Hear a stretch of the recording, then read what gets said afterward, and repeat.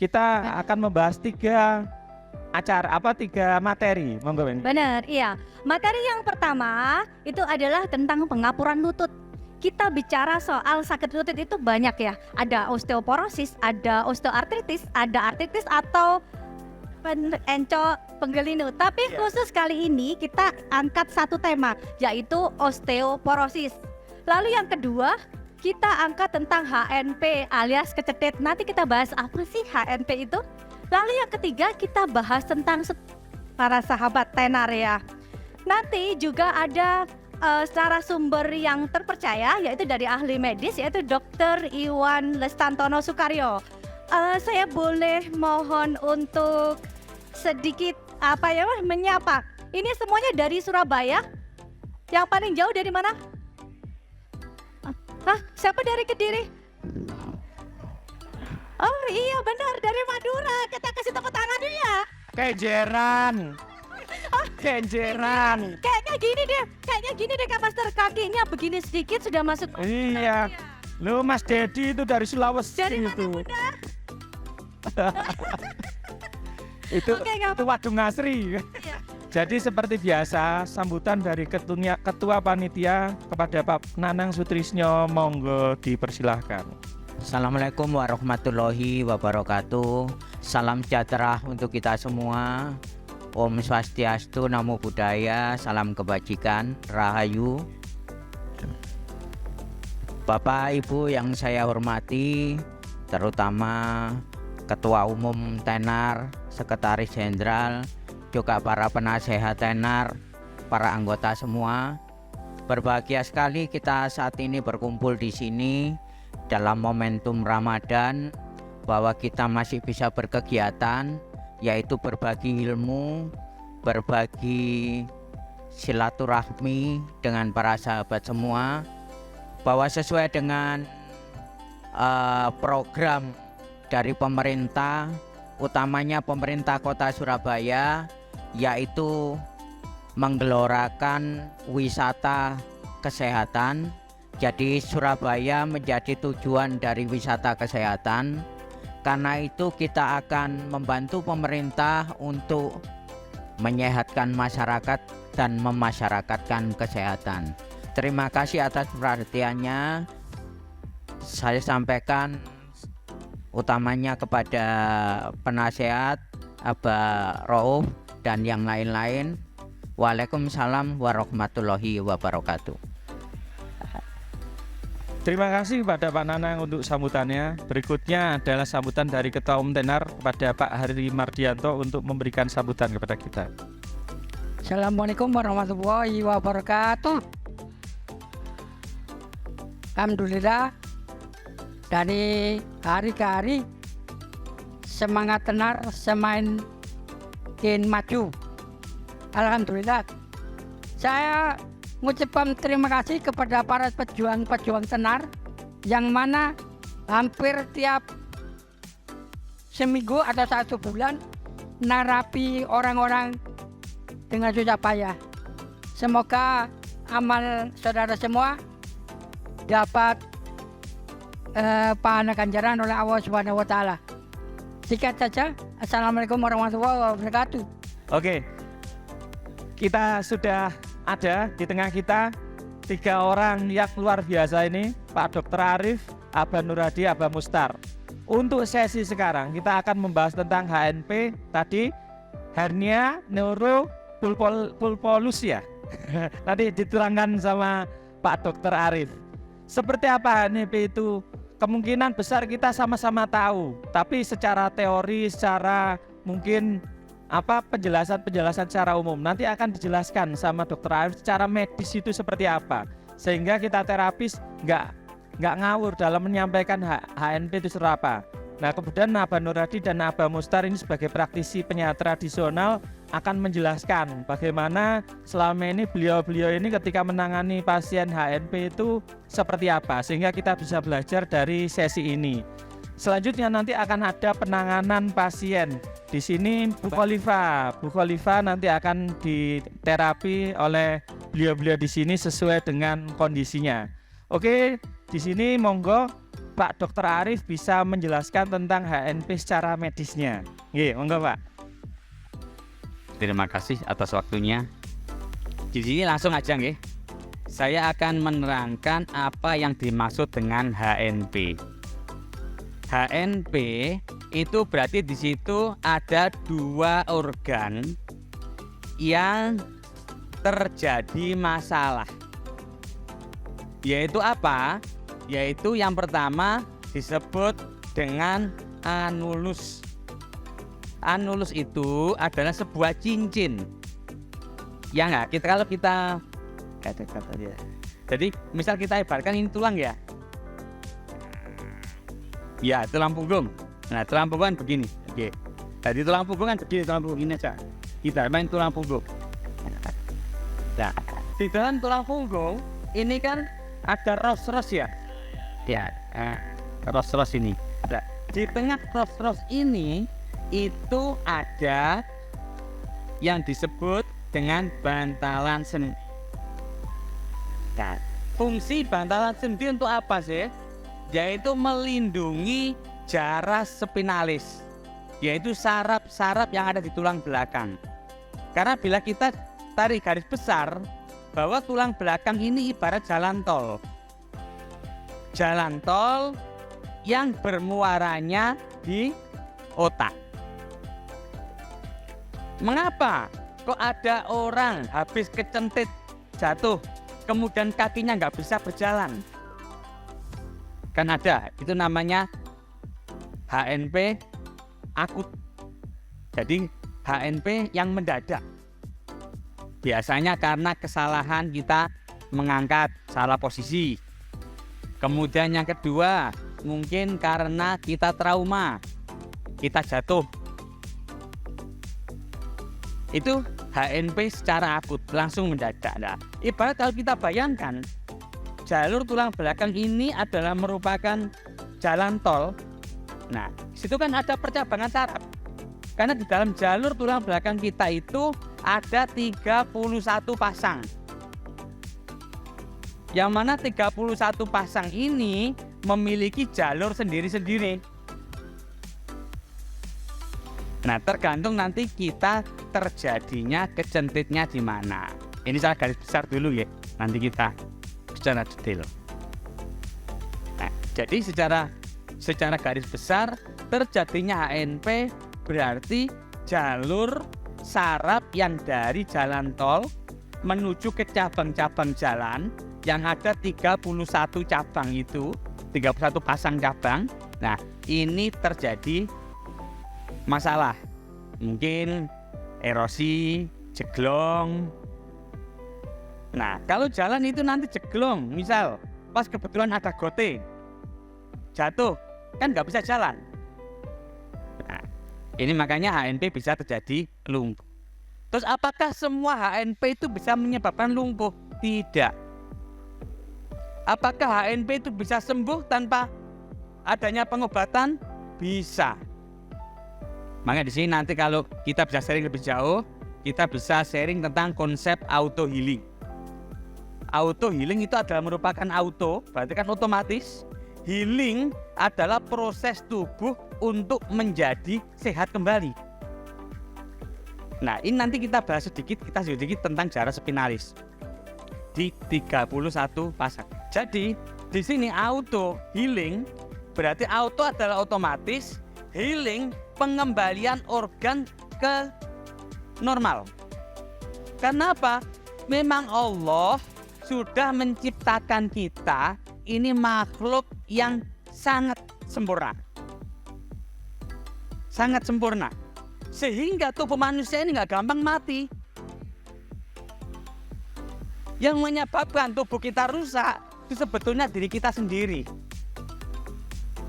Nah, untuk mempertahankan kehidupan kita supaya bisa hidup lama, maka Allah memberikan kita ini 100 triliun mesin. Dalam tubuh kita yang seperti ini ada 100 triliun mesin. Yang mana setiap satu mesin ini bisa berfungsi kayak mobil.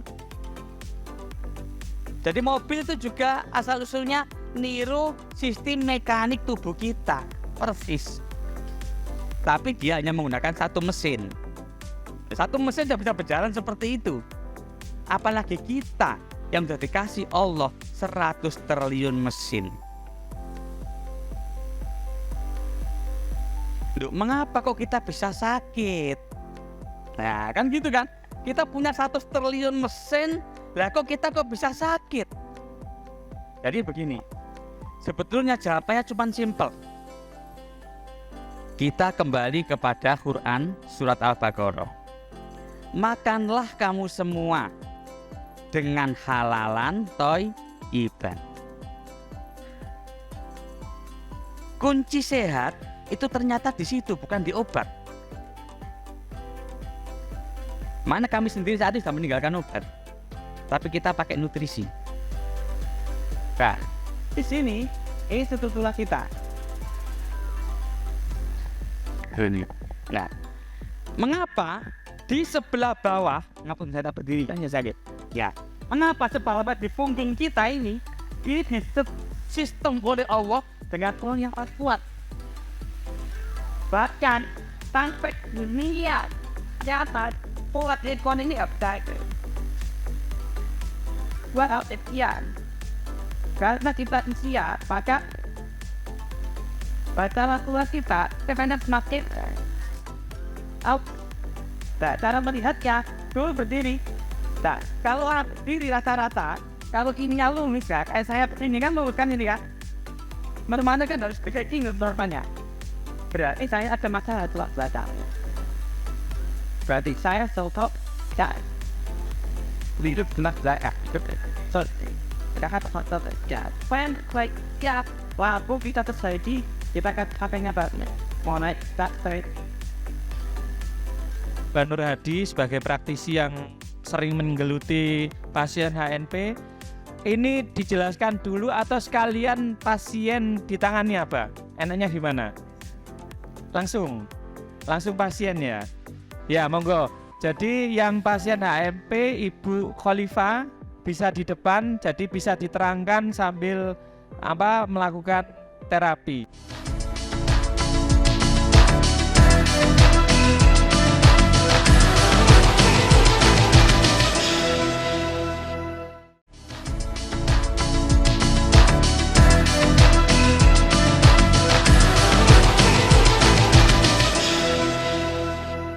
Pada awalnya saya kena saraf kejepit itu karena posisi waktu saya kerja itu ada sebuah kursi yang oglak-aglik. Ketika saya input data, saya paksakan pakai kursi itu sehingga saya menekankan posisi badan saya di satu bokong.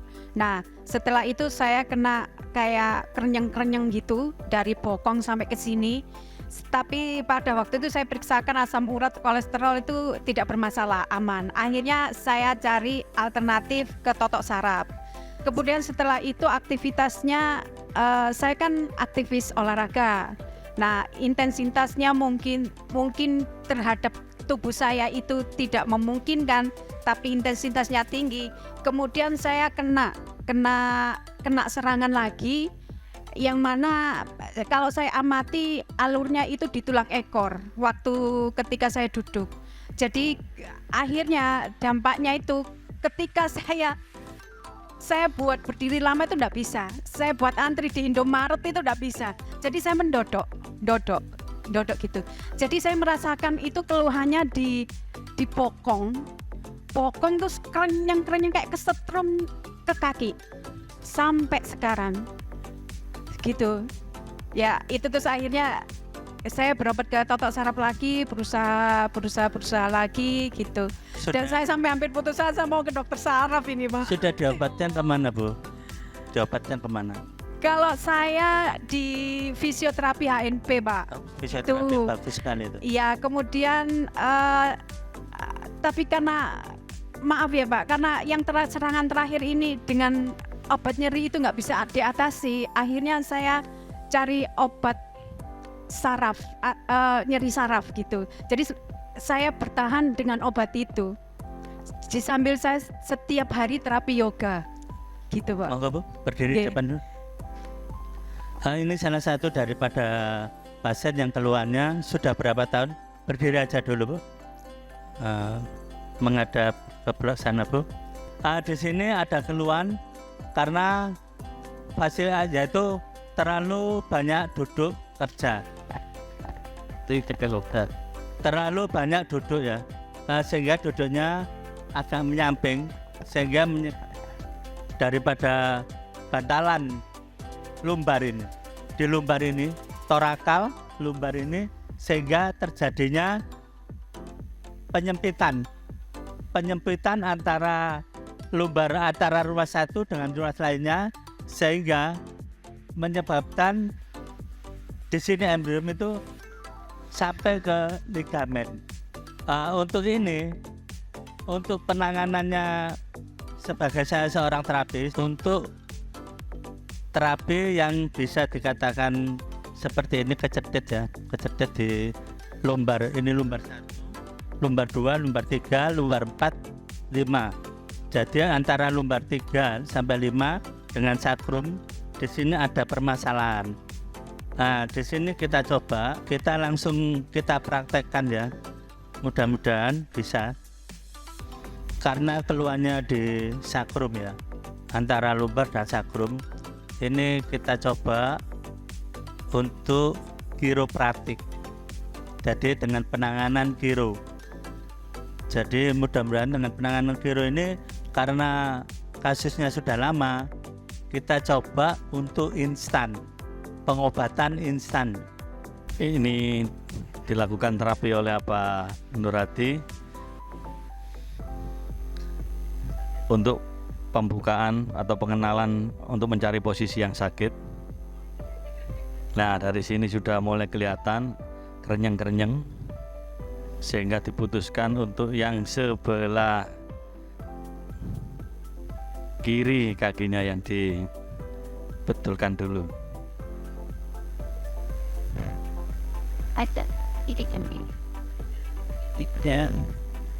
Nah, ini dalam rangka mencari posisi yang sakit dulu, sehingga tahu di mana letak posisi sesungguhnya yang sakit.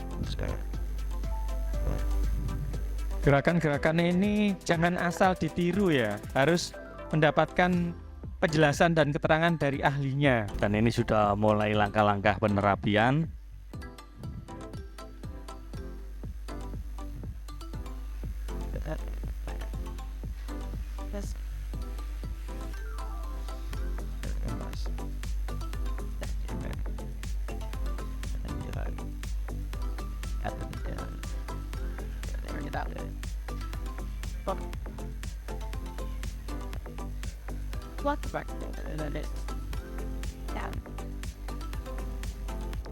Ternyata beliau merasakan di pantat sebelah kiri terasa sakit, yang kanan tidak. Nah, pegang Bu, pegang Bapak Nurhati, dan angkat. Nah, Jangan dilepas.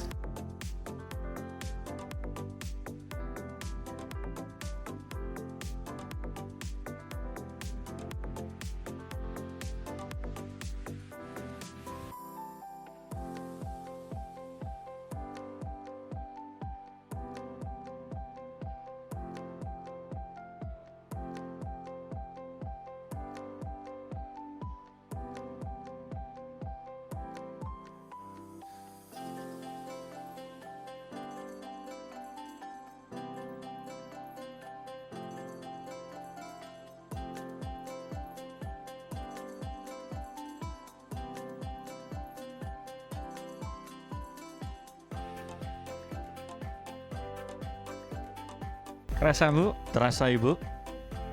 Yang kiri terasa, yang kanan tidak terasa, tapi yang kiri terasa kerenyeng-kerenyeng. Kerasa Bu? Kerasa? Terasa.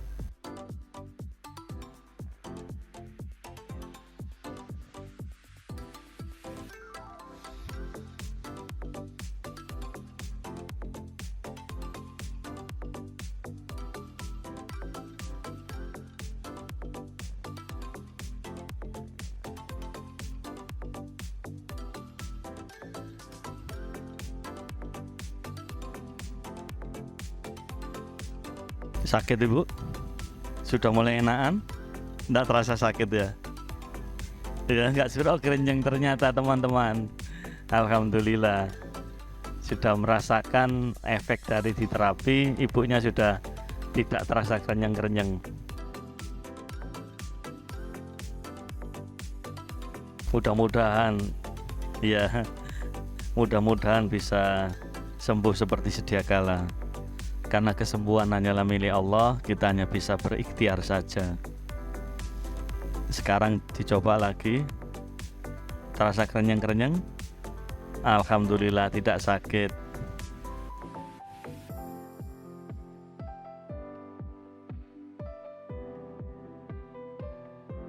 Dicoba kembali seperti tadi, apakah merasa sakit atau ada perubahan?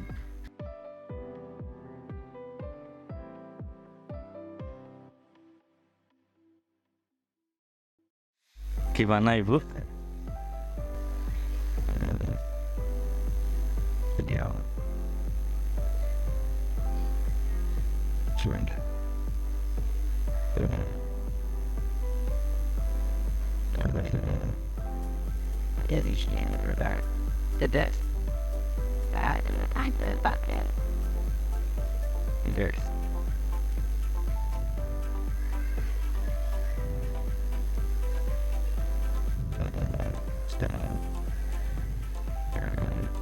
Abah Nur Hadi ini mempunyai teknik terbaru yang dimiliki dia sendiri, yaitu terapi ulek-ulek.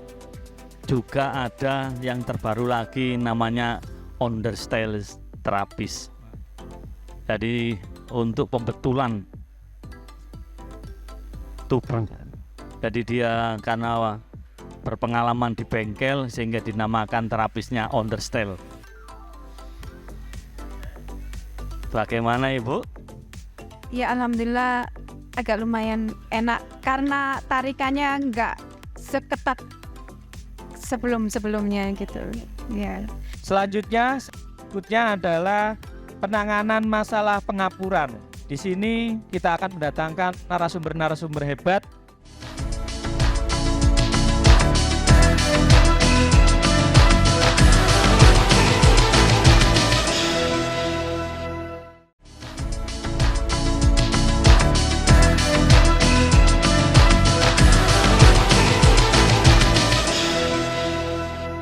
Bapak Ibu sekalian yang berbahagia, alhamdulillah kita masih dikaruniai kesehatan lahir batin ya, bisa hadir di pertemuan yang menurut saya luar biasa ini. Jadi saya dari bidang medis, kemudian alhamdulillah tadi ada teman sejawat Dr. Arif juga dari bidang medis, bisa kumpul bareng-bareng kolaborasi dengan panjenengan yang ahli-ahli di luar medis. Bapak Ibu sekalian, pengapuran itu bahasa kedokterannya itu tadi sama Bu Heni saya ditulis osteoporosis. Bapak Ibu sekalian, tadi diterangkan oleh Dr. Arif kan soal HNP, hernia nucleus pulposus.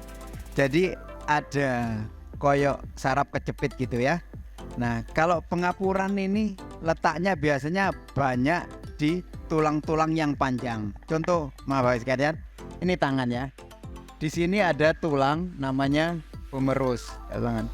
Terus ini ada tulang namanya radius ulna di kedokteran ya. Ini dua. Nah, ini tulang padat. Jenengan ngerti tulangnya apa ya? Sikile sapi dan sebagainya itu. Tulang padat ya. Nah, kemudian antar tulang itu ada sendi. Di ujungnya ada namanya tulang rawan, cartilago, ya. Nah, ujungnya tulang sini juga ada tulang rawan. Di luarnya itu ada ligamen luwih empuk meneh. Oke? Nah, tulang ini tulang keras atos. Jadi kan tidak bisa dilihat oleh mata, tapi di ronsen, ngerti ronsen ya? Ronsen itu hasilnya namanya negatif film.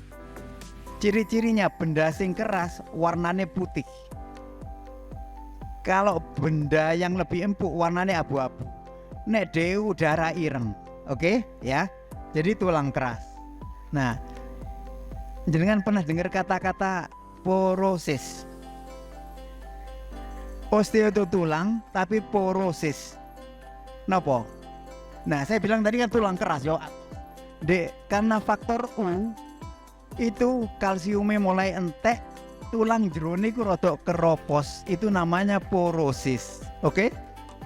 Nah, yang kata-kata tadi pengapuran itu kita bicara di tulang rawat sama sendinya. Nah, Bapak Ibu sekalian, saya kasih tahu. Yang motori darah kita itu 4. Gula, kolesterol, asam urat, trigliserid. Gula berasal dari nasi, jagung, roti, mie, tepung, minuman manis, uangnya tidak tahu apa. Kolesterol, asam urat, trigliserid itu berasal dari jeroan, sop buntut, babat, kikil, usus, tetelan, utek, kuning telur, santan, gaje, cumi, udang, kepiting, ping, linjo, gorengan. Uangnya tidak tahu apa. Bukan tidak boleh, boleh tapi harus dibayar. Nah, Bapak saya kita kasih tahu, orang umur 40 tahun selnya berubah. Nomor 1 berubah jadi mati, yang kedua berubah jadi sel tumor kanker. Nah, termasuk sel-sel tulang rawan itu berubah. Makanya tadi dokter Awis bilang, oh iki mengandung kalsium, mangkano nek ono masalah sendi ngombe kalsium tapi kelewatan. Ya, kelewatan itu beban kakinya. Nah, Bapak sekalian, karena kekakuan sendi tadi itu namanya, terus habis itu ada meradang ya. Meradang itu disebut artritis. Artro itu sendi. Nek meradang dan kaku jenenge artritis. Nah, biasanya di kono akeh ditempatin oleh kalsium mau. Makanya orang umum menyebut pengapuran. Jadi atos. Jenengan tahu ball joint? Halo? Nah, ball joint itu body gini, terus ada pentolan gini. Antara wesi sama wesi ada apa? Loh, karet yang atas kan? Nah, karena faktor ngoklok. Nah, karete itu jadi kaku dan sebagainya. Sama dengan tulang itu di sini jadi pengapuran namanya. Oke? Nah, itu biasanya ada 3 data untuk infeksi sama pengapuran tuh. Abang, abo, anget. Bukan anunya sapi ya. Nah, kenapa abang? Karena ada infeksi pengapuran, ada infeksi abang. Abo bengkak. Anget yaitu panas. Jenengan banyak terapi kan. Be careful, hati-hati. Wah, iki ono apa jenenge? Ono pasien dengkulnya kaku, kemudian lagi infeksi, terus tulang belakangnya kaku. Langsung jenengan pernah dengar RTS, PAZ, Siro dan sebagainya. Itu hati-hati, ya. Nah, jenengan kan tidak bisa lihat dari luar tulang itu keropos opo ndak. Habis itu sendirinya tingkat kelenturannya ya opo. Itu hati-hati, makanya jenengan melakukan gerakan. Nah, contoh maaf, jenengan ngerti lekok Pasuruan? Di situ banyak dukun patah tulang. Oke? Nah, itu tak delok metode ini ono sendi kaku dan sikat. Nah, tadi dokter Ari bilang apa? Ada kondisional tulang belakang yang salah, ada keradangan, terus ada yang kejepit. Sekali tekan fatal. Sama dengan sendi gitu, sekali salah gerak, salah okek nih istilahnya, itu makin bikin fatal juga. Nah, jadi saya menekankan Bapak Ibu sekalian, jenengan terapis harus punya ilmu medis juga. Kesimpulan dari saya bahwa osteoartritis, osteo tulang, artritis itu radang, itu biasanya di sendi, itu letaknya di sendi-sendi, bikin kaku sendi. Kemudian kalau osteoporosis, keropos. Oke, kepada Master Kolik dipersilakan untuk menyampaikan pengalaman dan tipsnya untuk masalah penanganan pengapuran. Bismillahirrahmanirrahim. Alhamdulillah untuk pengapuran sendi sudah dijelaskan sama Pak Dokter semua. Lebih detailnya dari pengalaman saya sebagai terapis, untuk pengapuran sendi bisa dilakukan titik picu, istilahnya mengurai. Jadi penyumbatan darah itu kita urai supaya minyak yang di sendi atau radang itu keluar. Nah, itu secara medis itu memang udel semua, tapi secara ilmiahnya kita bisa menimbulkan kembali pada sendi-sendi lutut yang terjadi pengapuran. Contoh, bisa dilakukan untuk olahraga pemanasan sendi. Tekuk sendi itu jongkok bisa, atau secara terapis di titik picu saraf-sarafnya. Dan semua itu sebelum penanganan, pertama kali itu otak kita harus fresh. Terutama sebelum penanganan kita harus meriset customer atau pasien supaya tidak ragu. Pikiran harus tetap senang. Contoh, pasien sendiri kadang-kadang bingung kenapa nggak sembuh-sembuh, karena kebanyakan makan mie. Nah, mie-nya itu bikin mie ayam, mie-nya itu mikir yang berlebihan. Yang kedua, kebanyakan minum es mosi, mangkel gak keturutan ngamuk ae. Lah, itu tadi penyakit, itu pengaruh. Jadi riset utama itu pikiran harus senang dulu. Setelah itu penanganan itu dilanjutkan untuk kalian masing-masing. Ada yang BE, bekam, tusuk jari, atau totok sendok, guasa, semua bisa secara kalian masing-masing. Gitu. Monggo gantian juga Abah Imam mungkin juga bisa disampaikan.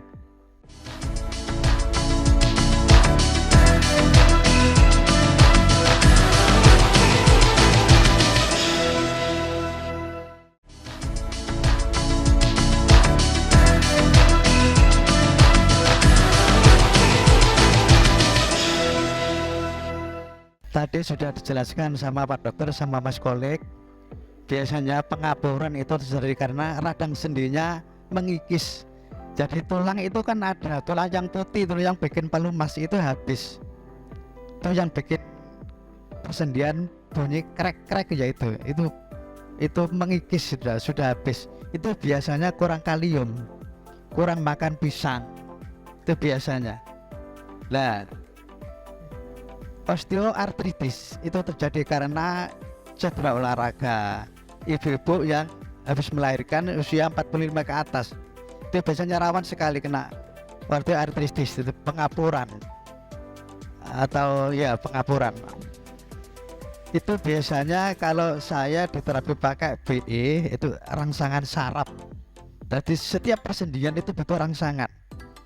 Kalau saya biasanya ya semua terapi saya pakai, tapi yang cocok itu yang mata. Jadi ini ada 2 pasien, kebetulan beliau ini suami istri. Satu ibunya ini mengalami pengapuran di lutut sebelah kanan. Sudah berapa lama Ibu? Selama 2 tahun. Jadi ini langsung terapisnya double, pasiennya double. Gitu, monggo. Lah ini Mas Kolik sudah melakukan pemijatan titik picu di simbol-simbol sarafnya Ibu. Ini terasa sakit ya Bapak Ibu, kelihatan sekali Bapak Ibunya. Padahal kalau kita lihat cuma dielus-elus ya Bapak Ibu, tapi karena memang ahlinya, akhirnya terasanya banget gitu ya. Coba nekuk, jongkok. Ibu yang katanya sholat tadi kesulitan untuk sujud, gimana Ibu? Ya hadir lu. Wah, bisa. Wah, aja nakit. Tahiyat akhir Ibu, satunya ke bawah. Nah, gimana Ibu? Sudah enakan. Alhamdulillah Ibu, tadi lututnya sulit untuk ditekuk, sakit, terus sering geringgingan. Sekarang alhamdulillah sudah enakan setelah dilakukan pemijatan titik picu oleh Mas Kolik. Tepuk tangan buat Mas Kolik. Oke, untuk kesempatan pertama saya berikan kepada Master Zainul untuk menerangkan bagaimana penanganan stroke dengan metodenya jenengan. Monggo. Untuk stroke ini ada yang stroke yang kiranya adanya penyumbatan. Ya, kalau padanya penyumbatan mungkin insya Allah bisa kita tangani. Tapi kalau stroke sampai ke arah pembuluh darahnya pecah, ini yang sangat berbahaya sehingga menyebabkan suatu kematian atau kelumpuhan total sehingga sulit untuk ditangani. Saya pernah menangani, makanya kok lama, ternyata ada pecah pembuluh darahnya, sulit sekali. Tapi kalau penyumbatan insya Allah masih bisa ditangani. Ya, orang stroke itu biasanya yang terkena adalah gangguan di arah otaknya, sehingga saraf-sarafnya terganggu, mati rasa dari mulai kaki sampai arah kepala, sehingga kaki dan tangan ini sulit untuk digerakkan, bahkan ke arah suara, ya, arah tangan, suara, bahkan pelvasi ke arah muka, ya. Juga saya sering menangani arah pelvasi atau suara atau kaki dan tangan, ya. Gangguan pada orang stroke itu adalah intinya di saraf, ya. Mereka tidak merasakan apa-apa, ya. Jadi kalau kita hanya pijat aja itu tidak akan bisa mengena. Apa? Satu, ditotok sarafnya dulu, buat dia sakit agar dia merasakan. Intinya rasa. Orang stroke itu rasa. Makanya kalau bisa ditotok sarafnya dulu, titik-titik sarafnya ditotok, sehingga dia bisa merasakan. Kalau kita totok saraf-sarafnya, maka akan merasakan sakit. Sakit ini akan membuat ototnya lebih kuat. Ketika ditotok saraf, dia bergerak, totok saraf dia bergerak, totok saraf dia bergerak, maka otot-ototnya ini akan lebih kuat. Ketika ototnya kuat, kita akan melakukan pelenturan. Pelenturan apa? Pelenturan otot. Kadang-kadang saya melakukan pelenturan otot dengan teknik bekam kering. Saya bekam kering semuanya. Tujuannya apa? Agar otot-ototnya ini lentur. Kalau otot-ototnya lentur, maka sirkulasi darah ini akan berjalan, ya. Kalau otot-ototnya bisa, sirkulasinya lancar, berjalan, terus orang stroke itu yang terkena untuk bagian kaki ada 3, 1, 2, 3. Ini yang harus direposisi tulang. Reposisi tulang sendinya 1, 2, 3 ini harus direposisi. Kalau ini nggak direposisi nggak bisa, ya. Dan juga otot-otot punggung. Setelah ini kuat, maka otot-otot punggung ini perlu dikuatkan, ya. Diterapi otot punggung. Untuk penangannya kita buat titik totok, kita totok saraf dengan titik-titik saraf 1, ya, 1, 2, 3, 4, 5, 6. Terutama arah pas lakangan ini, tengah-tengah ini titik kuncinya, ya. Kita buka, kita totok di sini. Jadi kalau ketika kita gerakan totok saraf, ya, kita totok sarafnya ketika dia bergerak. Karena kan ketika bergerak, kadang-kadang dia nggak merasakan, terus diajar sampai dia bisa bergerak. Nah, kalau kakinya dia bergerak, kalau dia bergerak itu ada peluang untuk sembuh, insya Allah. Sembuh bukan milik kita, milik Allah. Kita hanya berusaha, ya. Intinya di situ. Setelah ada reaksi, intinya kalau sudah ada reaksi berarti bisa dilanjut dengan teknik-teknik berikutnya. Buat dia terasa dulu, walaupun dia palpasi atau kelumpuhan, buat dia terasa dulu. Intinya orang stroke harus satu, rasa, dikeluarkan dulu rasanya, yaitu terapi totok saraf. Selanjutnya kita akan bahas penanganan stroke dari sisi herbal, karena ketika kita menangani suatu masalah yang kompleks seperti terapi stroke, tidak bisa cuma sekedar mengandalkan satu metode atau cuma dipijit saja, tapi kita perlu juga memberi nutrisi atau herbal tertentu pada pasien stroke. Untuk itu kita juga sudah mendatangkan master herbal kita, Mas Wawan. Monggo Mas Wawan bisa menjelaskan tentang penanganan stroke dari sisi herbalnya. Terima kasih, monggo Mas Wawan.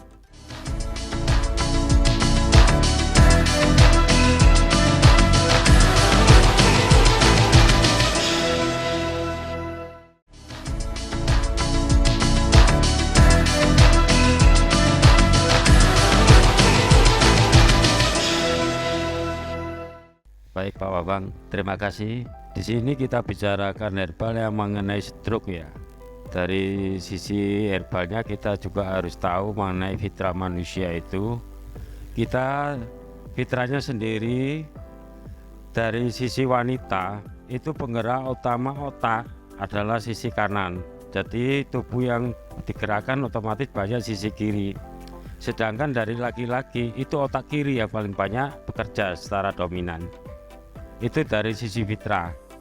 Terus kenapa bisa mengarah ke kiri atau ke kanan, itu tergantung dari status pendidikan dan sosial. Jadi orang itu ada yang kreatif atau yang enggak. kalau dari sisi wanita, kenapa mereka itu kan otak kanan? Otak kanan otomatis yang bekerja itu pada dominan pada otak kiri. Jadi stroke yang secara menurut organ tubuh, kalau wanita kebanyakan pada posisi kiri dan laki-laki ada posisi kanan, itu fitrahnya. Tapi kenapa ada kasus yang berbeda? Wanita di sisi kanan dan laki-laki di sisi kiri. Itu sesuatu yang terjadi penyimpangan dari sisi fitrah tubuh manusia itu sendiri. Itu yang perlu kita cari, kebanyakan larinya ke psikologis. Kalau lari ke psikologisnya dulu, herbalnya kita kurangi dulu sama dengan sisi untuk penyembuhan dari pijat atau dari totok. Karena kalau berjalan sendiri dari sisi herbal itu nggak akan mungkin penyembuhan lebih cepat. Begitu pula dengan sistem yang lain. Jadi harus ada peredaran darah yang dari sisi herbal yang harus kita jalankan. Mengenai penyusunan herbal sendiri, itu kalau orang stroke, kebanyakan kan kita bisa lihat dulu dari diagnosa. Dia itu kena penyumbatan atau kena tekanan yang lain. Orang kena stroke otomatis gini, ada pikiran unek-unek yang nggak disampaikan, itu bisa menjadikan orang itu stroke. Kenapa bisa stroke? Karena ada tekanan yang nggak bisa tersalurkan. Jadi yang harus diperbaiki sisi psikologis dulu, baru kita akan lari ke herbal. Ya, untuk pencegahan stroke ya. Untuk sesama terapis pun juga harus mencegah diri dari stroke. Masa terapisnya kena stroke bisa, kayak gitu kan? Ya enggak, untuk antisipasi. Jadi ketika kita ngobati orang, kita harus lebih sehat daripada pasien itu. Kayak gitu. Jangan sampai kita selama ngobati pasien kita juga sakit. Gitu. Ketika udah capek, udah ngerasain kok tangan saya sering kesemutan, kepala saya sering sakit kok gak hilang-hilang, ya, ke punggung ke kaki kok narik semua, ya harus dijaga kayak gitu. Jangan sampai kita udah nyembuhin orang yang sembuh, kita yang sakit, kayak gitu. Kayak gitu. Pencegahannya gini, dari pola hidupnya juga. Ketika kita udah capek harus berhenti, harus istirahat. Pola tidur kita harus dijaga. Kayak gitu. Ada yang posisi tidurnya, maaf sih, Mas Fatih tolong ke atas. Kita lihat tidur miring. Ya, dari posisi ini yang ketekan sebelah mana aja, otomatis sebelah kanan semua. Ketika bangun tidur, otomatis tangan sama kaki kesemutan. Ya. Selama dia diam sini selama 8 jam, ya ini yang ketekan. Apalagi yang di kepala. Ya kan? Syaraf-syaraf kepala ini ketekan semua. Nah, ketika ketekan, otomatis ini bikin pusing. Bisa jadi migrain, bisa tangannya nggak bisa ke atas gini, ada. Ya kan, sering banyak kejadian tangan sama kaki. Kalau di perempuan biasanya lututnya yang kena. Ya, ini ketekan. Jadi ketika ini nggak lancar selama 8 jam, kali berapa tahun dia tidur gini? Ya, bukan cuma 8 jam aja, seumpama 12 tahun ya otomatis ngendap di sini. Ya, persendiannya kena. Tuh, pinggul apa kena. Gitu. Ya duduk. Nah, ketika ini kadang kan gini, tangannya tidurnya tempeli di wajah. Di sini neken saraf nafas. Ya. Sini sinusitas biasanya sini kan. Nah, ini saraf leher belakang. Ketika ini ketekan, nafasnya ketekan, otomatis biasanya jadi migrain atau kalau lama kelamaan bisa penyumbatan. Ketekan, jadi lehernya kaku. Itu dari tidur aja pengaruhnya separuh badan. Kayak gitu. Jadi kenapa kok sampai kaku, kok sampai nyumbat? Tangannya udah mulai kesemutan. Ya. Ketika tangan udah kesemutan, ini biasanya di samping sini. Nah, kalau ketika ini saya permisi. Ini arah sini ya. Kalau dilurusin lagi nanti pinggangnya narik. Perut kaku. Nah, dari sini kelihatan nanti penyebabnya tidur. Nah, wis mangane enak-enak ya. Boleh makan enak tapi jangan berlebihan. Ya, mau kikil mau gole apa sesuai porsinya, jangan berlebihan. Oh, seminggu kikil tau. Wah. Tapi aktivitasnya nyantai apa itu bahaya. Ya, ketika ini kok ngeluku gak hilang-hilang. Nah, ini bahaya nanti penyumbatan. Biasanya ceknya sini. Nah, gitu. Ketika kebiasaannya tidur gini, ini ditekan pun sakit. Nah, sini. Ah, keras. Ya. Loh. Ini sakit. Loh, ya kan kalau sini enggak. Loh. Ini enggak apa-apa. Ini lehernya kita tes. Nah, ya. Otomatis kaku. Ketika ini kaku, ini juga ikut kaku. Kayak gitu. Terus gimana tidurnya yang bener yang enak? Ayo. Jadi tidurnya anak kecil. Dek. Ya, atau pakai guling bisa. Jadi arahnya kan pas ini loh, los. Ada yang bilang, Mas, kemarin kan sunah, ini kan dia loh, alasnya tidurnya sunah, tapi alasnya nggak sunah, sama aja. Kayak gitu, ya kan pencegahannya bisa ini, terus makanan, terus pola pikir. Yang terakhir jangan kebanyakan kakean pola. Nah, itu.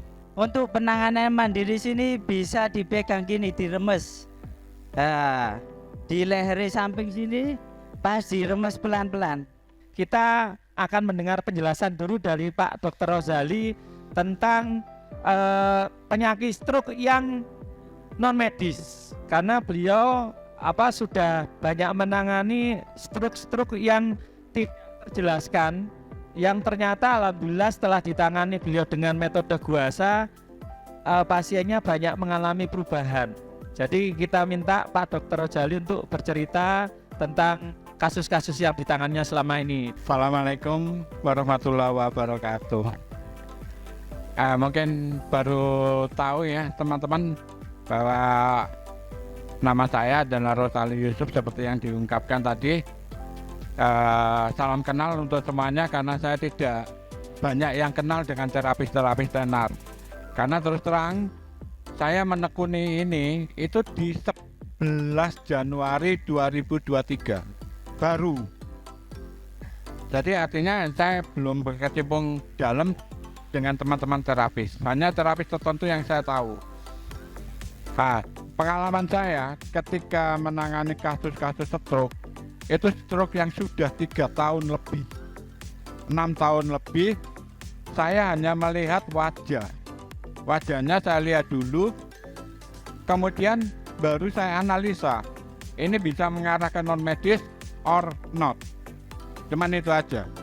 Jadi kalau kita tahu dia mengarah ke non medis, penanganan non medis yang kita lakukan, dari 30 pasien yang saya tangani, itu 25 pasien non medis, yang lain belum, masih normal gitu. Jadi alhamdulillah teman-teman yang saya tangani hanya saya itu dengan satu alat guasa untuk dilakukan di rumah. Jadi saya berikan gratis sama mereka karena harganya murah, saya gratis. Kita harus menyelesaikan pasien dengan kualitas kesehatan, tapi merasa dia puas. Itu yang saya tangani selama ini. Assalamualaikum warahmatullahi wabarakatuh.